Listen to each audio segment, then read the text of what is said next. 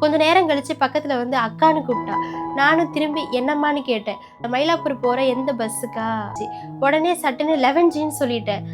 எனக்கு அப்புறம் 12G bus வந்தோடனே நானும் பஸ் ஏறிட்டேன். பக்கத்துல இருந்த ஒருத்தர் எல்ஐசிக்கு டிக்கெட் எடுத்தாரு. எனக்கு பதட்டமாயிடுச்சு.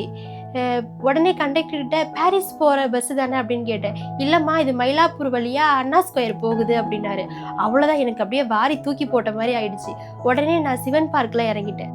அப்பதான் ஐயையோ அந்த பொண்ணுக்கு தப்பா சொல்லிட்டேன்னு மனசு சங்கடம் ஆயிடுச்சு. நான் இறங்கின கொஞ்ச நேரத்திலேயே 11G பஸ் வந்துச்சு.